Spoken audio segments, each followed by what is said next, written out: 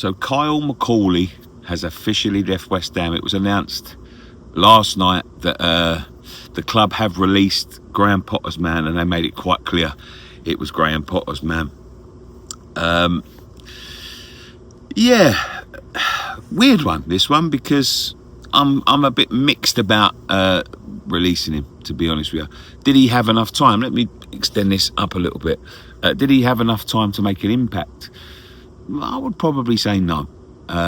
He came in January with Potter, as they say, after we released Tim Stuylant. I was reading a little bit about Tim Stuylant today. So, Dan, fuck you. He had full control of transfers.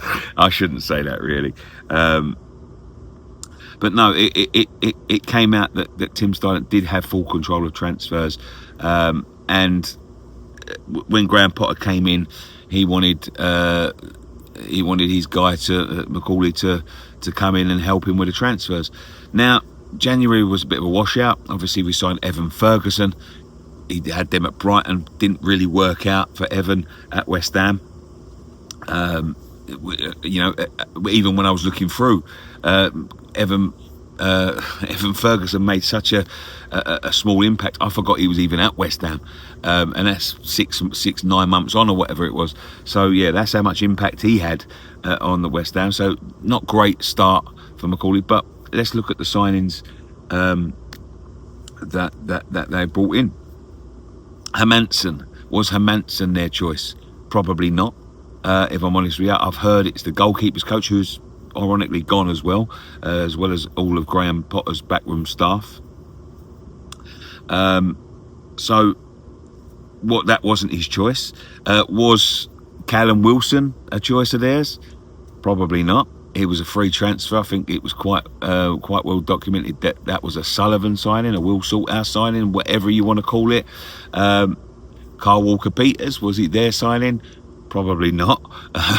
Again, it was reported to be a Will Salthouse signing, Carl Walker-Peters, which, let's be honest, has worked out pretty well. You know, even a stopped watch is right twice, as they say, twice a day.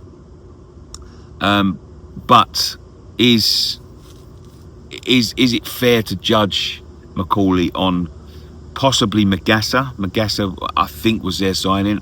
He hasn't pulled up any trees so far, but he hasn't had many games. And Fernandes, there was a little bit of controversy on whether or not Fernandes is actually, there's a truck coming, so if you hear that in the background, please excuse the noise. If you was Fernandes a McCauley choice? 50-50, I'd say 50-50. I think it was a choice between him and Potter. So actually, in terms of work, and they thanked him for all his hard work, I can't see what he's done, to be quite honest with you, if that's the case. And they were saying that his signings were unrealistic in what he'd brought to the table. I don't know what that means. I don't know whether he was trying to fucking bring Messi or someone in there. Guy's got a generator on the back. So. Sorry about the noise. Excuse the sneeze as well. Don't know why he just drove around now. That's weird. But so, they thanked him for all his hard work. I can't really see what he'd done. I don't know what he'd been working on. A lot of the signings probably weren't down to him.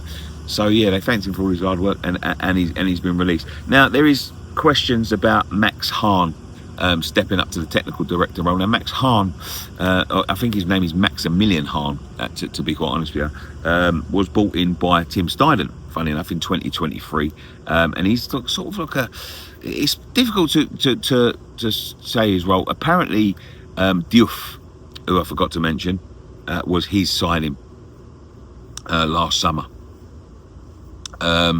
Apparently he was responsible for doing all the analytics and how do you say it? Analytics. I think it's that way. Analytics on getting Diouf in. So yes,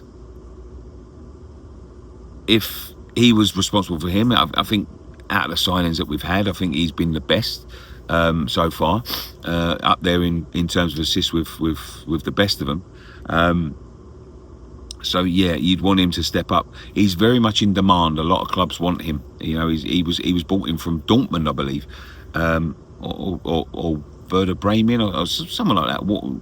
Someone in Germany. I don't think it was Dortmund. It was someone in Germany, and he was bought in 2023. Listen, I can't say that the signings since 2023 have been brilliant. To be quite honest with you, I understand them, but apparently he was responsible for Diouf, and there would be a job for him if he wanted it. Whether he's going to take it or not, I think he'd be fucking mad to take it when you see about how many heads have been chopped on the block on transfers. Because let's be honest, David Sullivan wants control of the transfers. He doesn't know what he's fucking doing, but he wants control of the transfers. So what he does is he gets his people in as sort of scapegoats to prove it's not working, and then he will axe them. So to come out of his role that he's got now, which is, you know, he's survived the Steident sackings, he's survived the Potter sackings. So to come out of his role now, which seems pretty stable, so he can advise on transfers, to go out and actually start to, you know, do that managing director of football role, I think it would be crazy on his part, because although he's in demand, if you come out of that role, maybe that demand doesn't sort of follow you coming out of that role into the new role. So, you know, he could come out of the role he's got now and go into the director of football role, and then people start saying, "Oh, he's not great as a director of football. Like, we'll move on." And, you know, because if he takes that role, obviously the people that are looking for him now are going to appoint someone else. So when it comes into, you know, getting a new job, unless someone wants to take him as his old job, if that makes sense, you're not going to get a lot of people lining up and saying, "Oh, well, he was successful at West Ham." You know, a bit like Steident. I don't know what Steident's doing now, but, you know, he was once highly touted until West Ham put his head on the chopping block. So, listen, who knows what's going to happen? I don't know. Will Sullivan take control of the transfers in full once again? I've got a feeling that's what's going to happen. I don't think Max Khan's going to come out and take that role up. As I said, if you want a job, he'd be fucking mad to do it. But, you know, I've got a feeling Sullivan and his agents will be taking control of the transfers, which is not good. But Nuno has, apparently, when he came into the job, he's got a guy called Jose Pedro, or something like that. I'll have a look at his name. I can't remember, but he's got a guy with him, and he apparently he made. I did have it written down, but the piece of paper's gone. Apparently, he had, as part of his interview, he had a guarantee from Sullivan that him and this other guy are gonna be in charge of a lot of the transfers. So, listen, we'll see how that one transpires. We know Sullivan's got history of going back on his word, and where fuck's sake, I can't get my words. Sorry, it's early. Where Santo has sort of fell down with his last chairman. You know, Nuno didn't get on well with Marinakis at all. So, you know, if that starts to break down in this job, he may walk away. You know, I don't want to be putting doom and gloom too early, but I'm just saying, like, apparently he has had assurances from Sullivan that he will let him control the transfers, and if he doesn't start doing that, come January, come August, you know, we could see another relationship sour.